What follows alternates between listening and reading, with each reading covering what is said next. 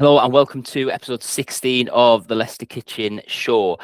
Today we are talking about a topic that gets a lot of attention on social media, and probably more so in the last 6 to 12 months. It's something that's definitely ramped up, and the topic is cortisol keeping me fat?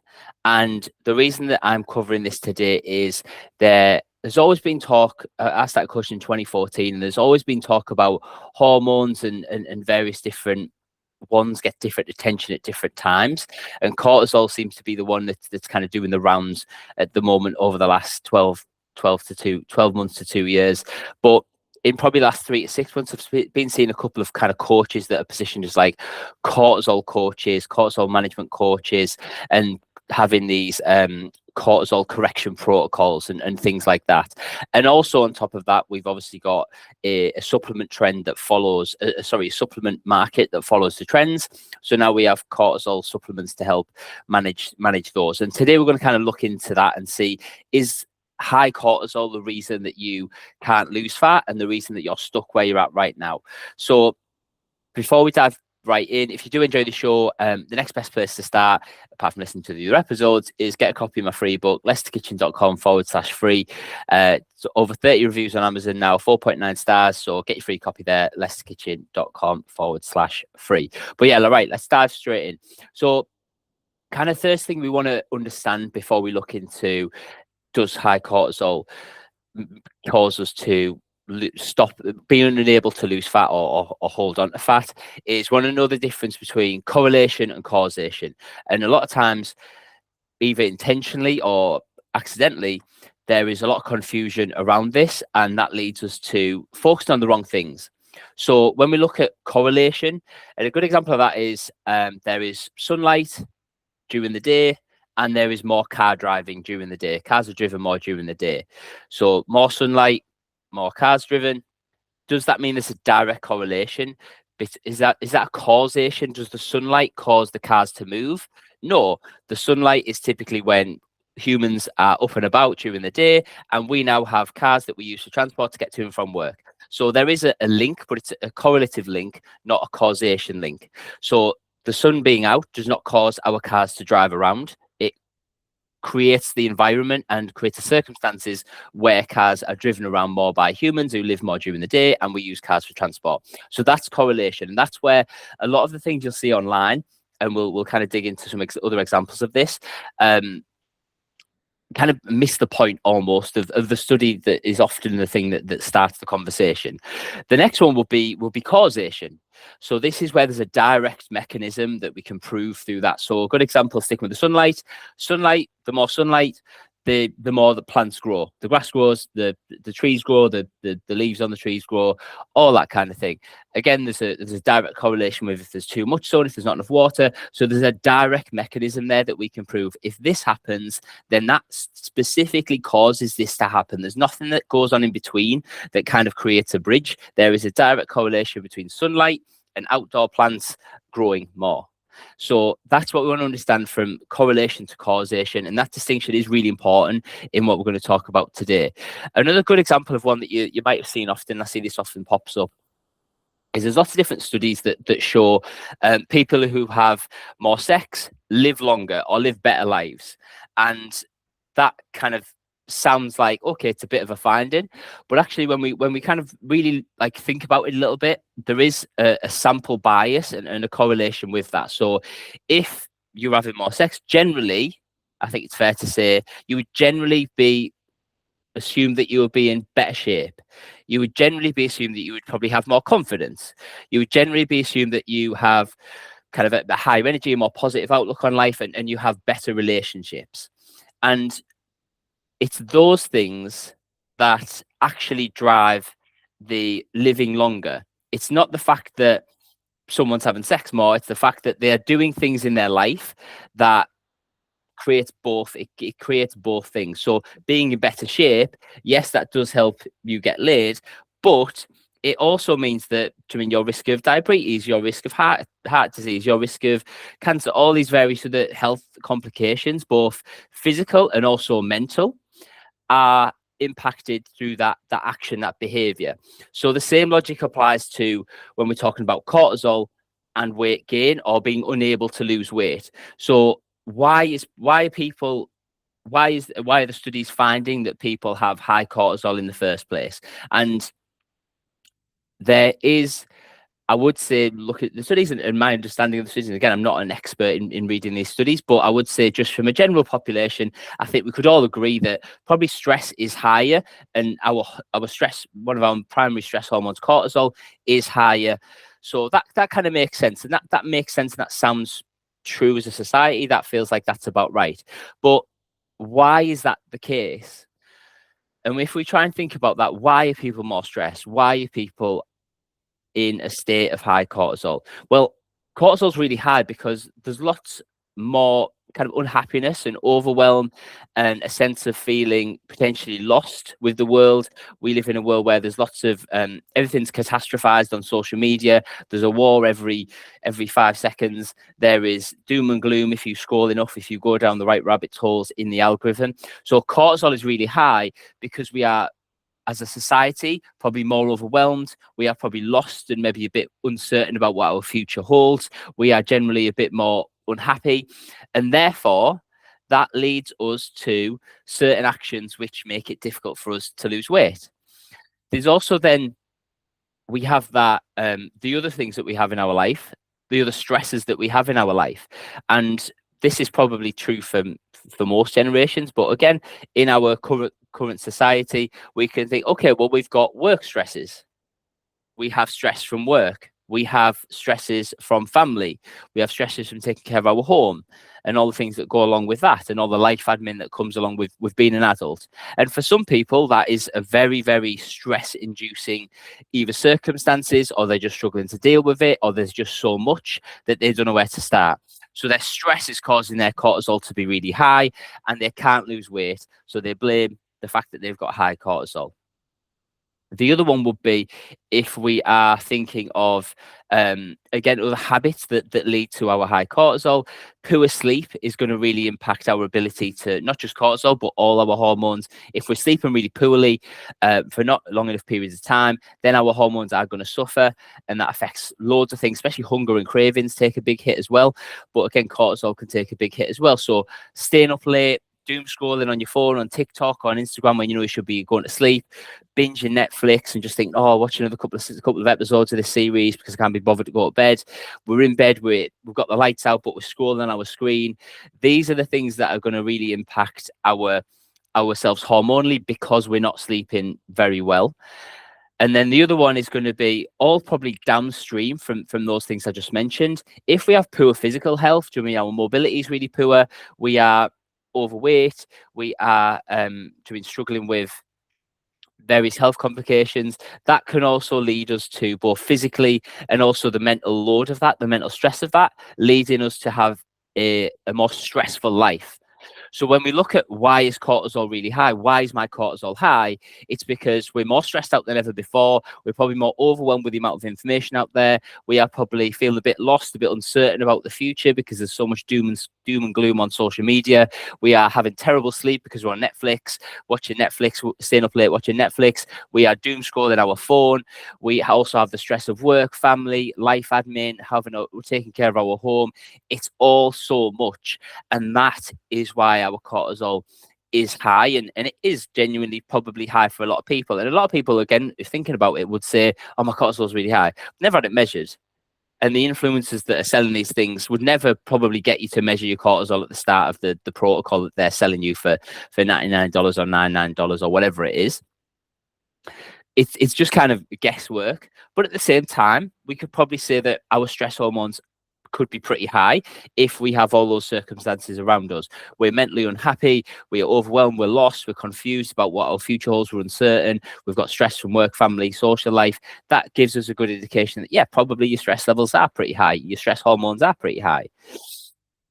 Going a step deeper then, if we've bridged that, we've established, yes, our cortisol is high, we have a stressful life, and I can't lose weight, then we might bridge the gap between, okay, well, it's the high cortisol, but I can't lose weight no matter what I try, and I've got high cortisol. So the high cortisol is causing my lack of ability to lose weight, or I'm gaining weight because of this.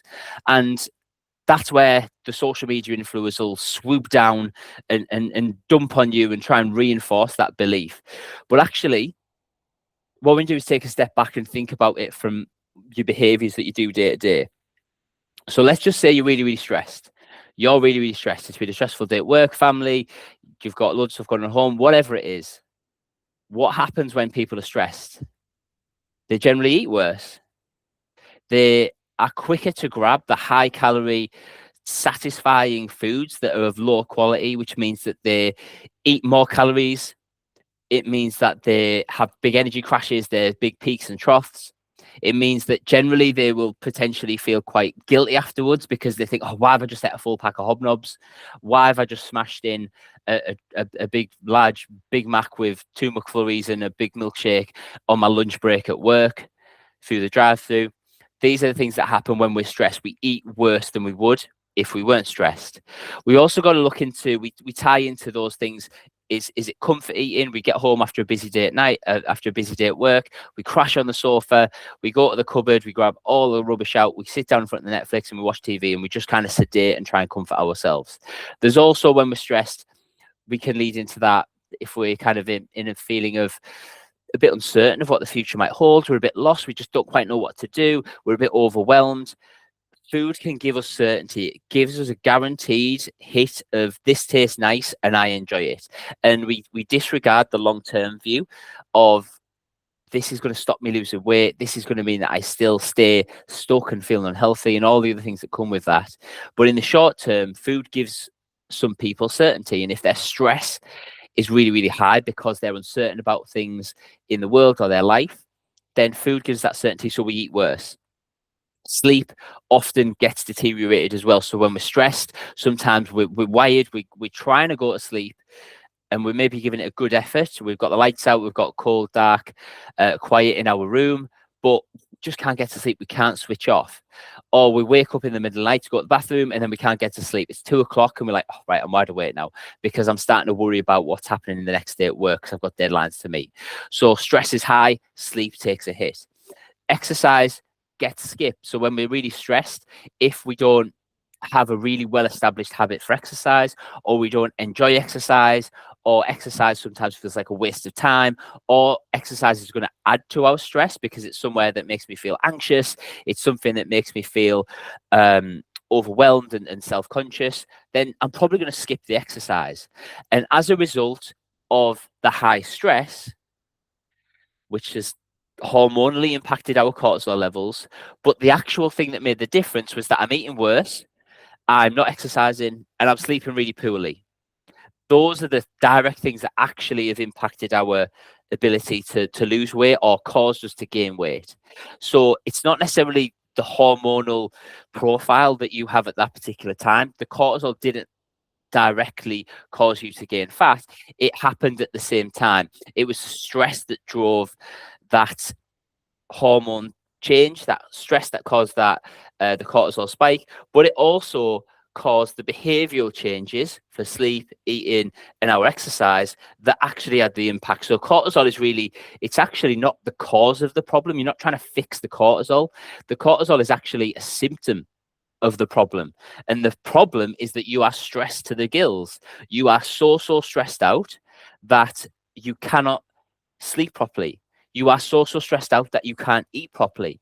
You are so stressed out that you can't get into exercise and do it consistently. And as a result, downwind, you cannot lose weight. And cortisol is not the thing that's causing you to gain weight or to stay stuck. It's actually another symptom of the problem, which is the stress. So the cortisol coaching niche, or these protocols and these supplements are everywhere right now. And do you need them? And when we look into anything where there's demand, there is someone or a business kind of preying on that desperation. And there's probably two kind of types of people in this. I'm probably putting the desperation a bit hard for where I'm going to go initially, but this cortisol coaching niche, there's two probably types of people doing it. One is the naive coaches and the naive supplement sellers and all this kind of thing. The naive affiliates who are sending you to Amazon to buy these supplement stacks. And going back to when I very first started coaching in 2014, I was a young coach. I was very, very impressionable, early 20s, and I'd done a lot of time in the gym personally, and I tried things out and work with friends, and I'd done obviously my coaching qualifications. But Jimmy, I was still very, very new in terms of my experience. And we were in a coaching environment at the gym where we could listen to and hear from coaches who've been in the game decades and were charging very high prices and working very high, kind of very sought after types of clients, celebrities, athletes. So these were people I really, really listened to. But actually, when I look back at it, a lot of times they were talking just absolute nonsense. It was absolute nonsense. But because I believed them, because I was desperate to learn, and there was a bit of naivety into questioning, yeah, well, is this actually true? You're amazing, but this thing you're saying, do I need to run it through a bit of critical thinking of my own before I kind of talk about this and almost sell this to clients? This is actually your problem, Steve or Jenny or whatever it was. And actually that was probably a weakness of me when I was a coach in 2014. When I very first started, I was naive and I would take everything at kind of face value. And that's maybe what you're doing right now. You see stuff on social media, you see a Sky News article talking about the dangers of this particular food, or you see an influencer talking about how they switched to this diet and everything changed for them. And oftentimes it's very well packaged. It's very well packaged and it kind of makes sense on the surface. But actually, when you kind of dig down a bit, where you think a little bit more critically, you kind of think, what do you mean? It might not be necessarily 100% false and a lie, but it also probably isn't as good as they're making it sound, or it's not as serious as they're making it sound, or it's not as impactful as they're making it sound. So a portion of these cortisol coaching people, these businesses, these supplement sellers, there will be an element of there's a genuine want to help people, but there is a naivety to that. And I've definitely done that myself when I was very, very early in my coaching in 2014.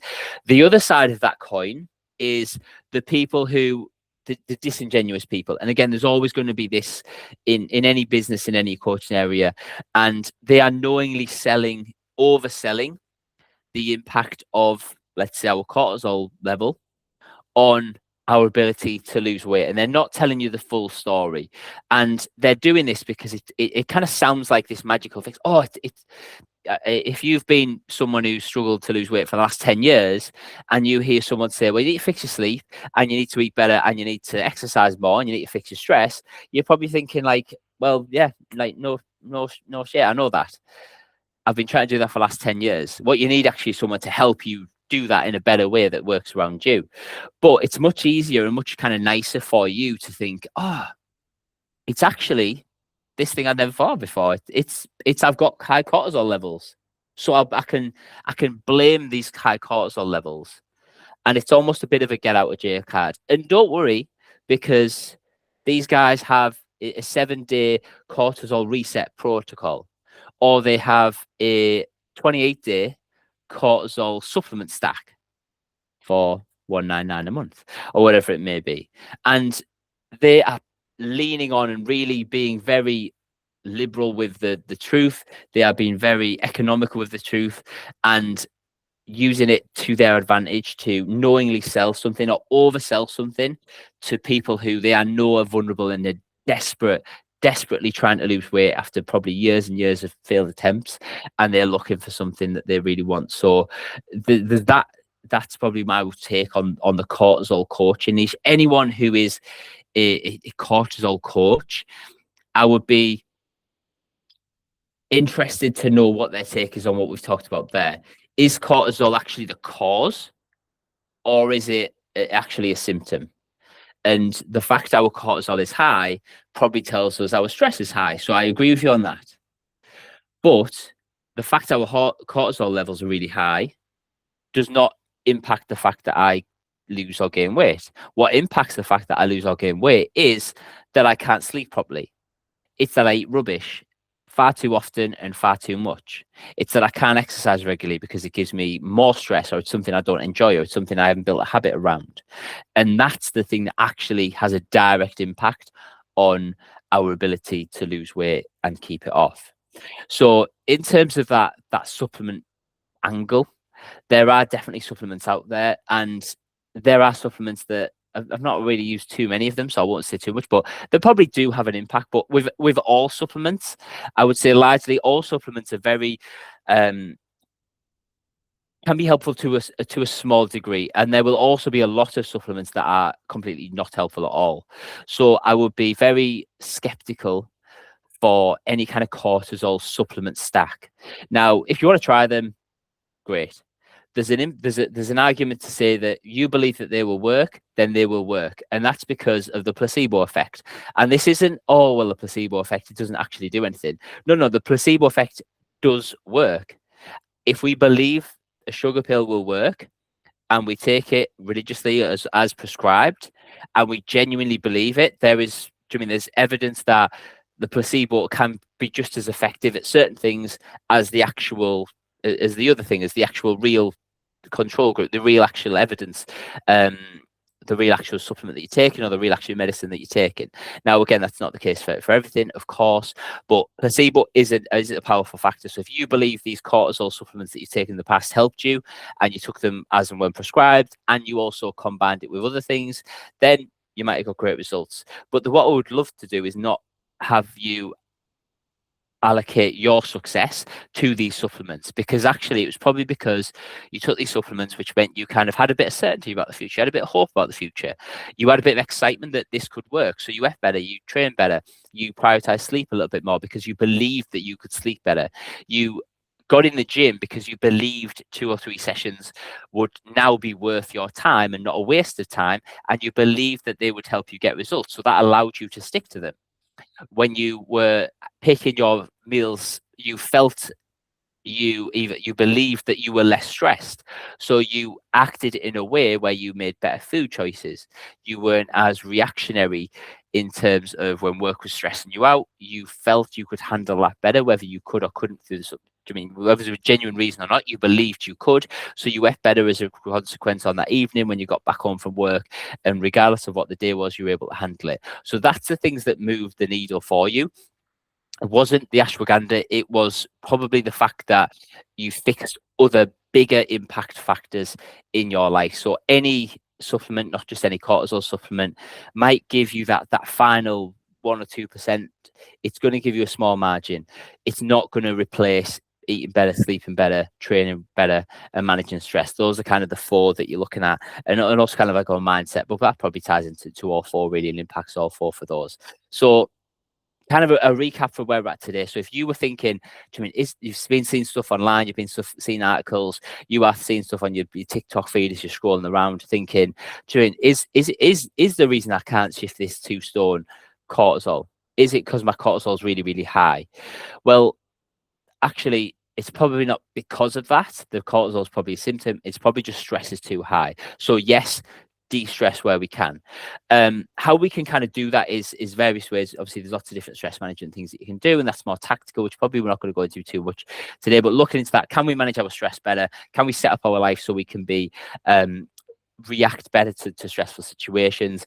Another good one that comes from there as well is actually, can we start to make progress? So when we start to make progress, if we've got 2 stone to lose, if we can get that first 3 or 4 pounds off within a reasonable space of time, we can start to feel good. We can start to make some progress, and we want to really just get the ball rolling. So can you get that first 3, 4, 7 pounds off and get the ball rolling? And that is going to come from better diet, better exercise, and that may downstream come from reducing your stress. So if you're already stressed to the gills, your kind of way into exercise might be going for a nice walk. Like you might go for a half-hour walk, drive somewhere beautiful outside in nature, leave your phone in the car, and just go and walk for 30 minutes. Like that might be your exercise. Now, yes, if you want to be in the best shape possible, I'm very strong advocate of weight training, but if you're stressed to the limit right now, and the idea of walking in the gym, let alone training for an hour in a gym, is going to make you blow your brains out,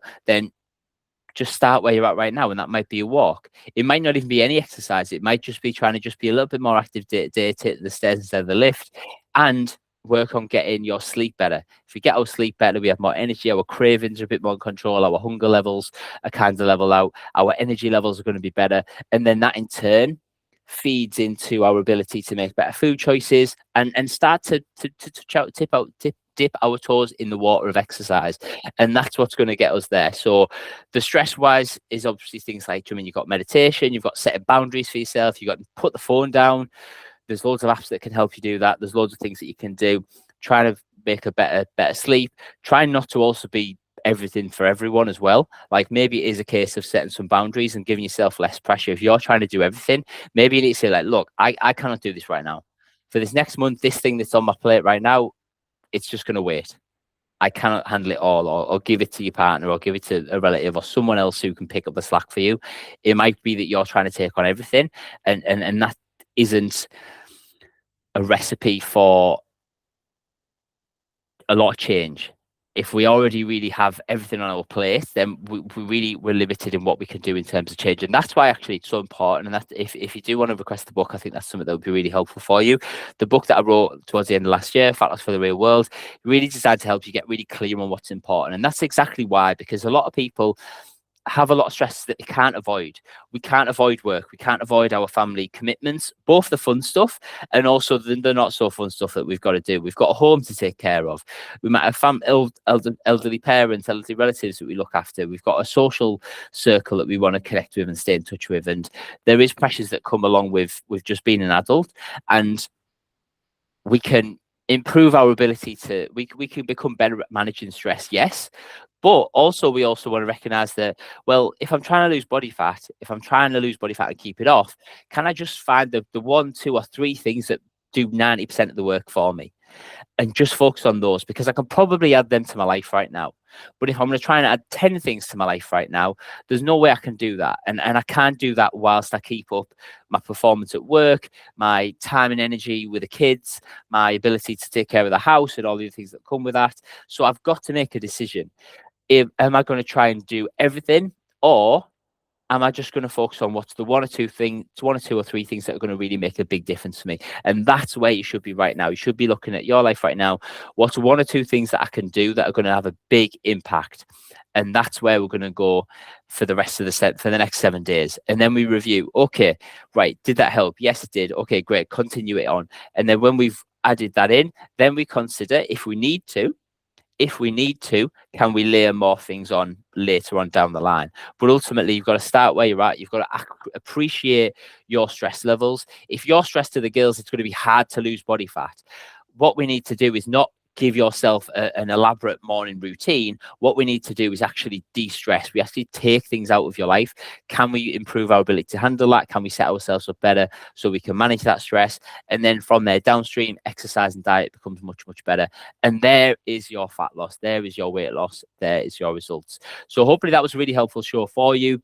Hopefully that's made it a lot clearer if you're a bit uncertain and kind of doubtful as, oh, do you mean, is cortisol something I should be worrying about? No. The stress that causes the cortisol to go high, then yeah, okay, that might be something you genuinely need to focus on. And for you, getting a handle on your stress might be the one big rock that gets the ball rolling and gets you moving towards that size 10 or size 12, feeling way better, having more energy, having more confidence, and feeling great after a decade of not.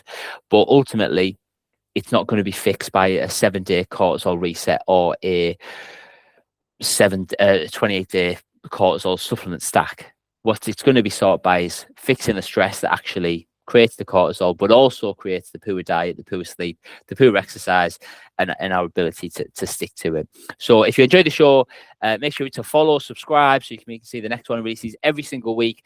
And some of them will be more kind of things I see online. Some will be from conversations that I've had with clients or potential clients or people I've spoken to in the gym or online. But if you have a specific question you want me to cover, a topic that you want me to cover, drop me a message. I'm more than happy to help. If it's something you'd rather answer personally, I'll answer it personally for you. Or if you're happy for me to put it as a podcast episode, then I'll do that as well. And like I mentioned throughout the show, if you want to get a free copy of my book, go to lesterkitching.com/free to get your free copy of my book, Fat Loss for the Real World. Helps you really get clear on what's important, simplifies it for you, quick and easy read, and designed for busy, out of shape parents who want to get great results without injections, without crash diets, without workouts you hate, without banning foods, without cancelling social plans, all the stuff that you typically think you've got to do to get results, and you just don't. So get your free copy of the book, enter your info. The AI Magic will send it to you digitally, and then you can get that straight away and probably read it in a couple of hours, and it's going to be a very, very helpful resource for you. So that's your next step. So have an amazing rest of your day, and I'll see you on the next show. Follow me on Instagram, social media if you are on there, and drop me a message, see if you like the show. Thank you. Bye.